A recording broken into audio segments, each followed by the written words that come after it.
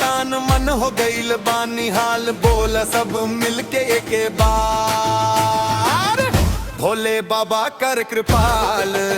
हर हर बम बोल बम गूंजे, देवघर नगरी आज सजल बा, कांवर लेके निकसल बानी, भोले बाबा के दरबार चलल बा। हर हर बम बोल बम गूंजे, मनवा सगरो आज मचल बा, कांवर लेके निकसल बानी, भोले बाबा के दरबार चलल बा।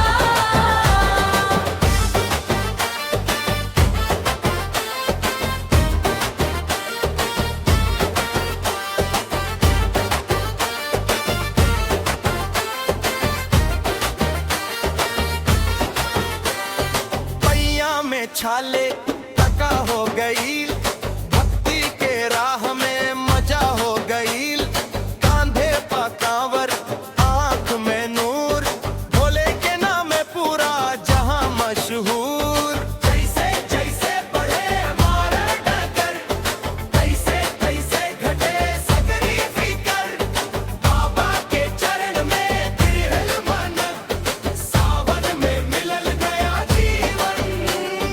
जयकारा लागे चारों ओर उठे भक्ति के असली शोर, बाबा के दर्शन मिलते ही जग जाई भीतर के भोर।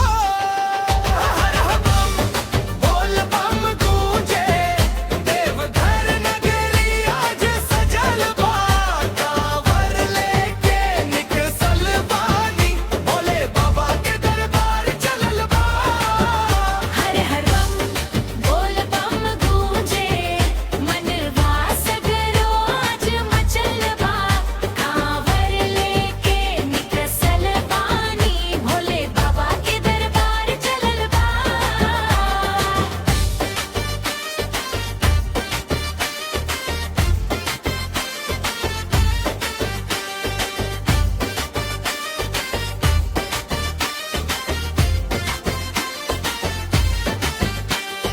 बाबा तोहरे भरोसे ऐनी, तोहरे सहारे हम जईब, संकट जे भी बाटे जीवन में, तोहरे कृपा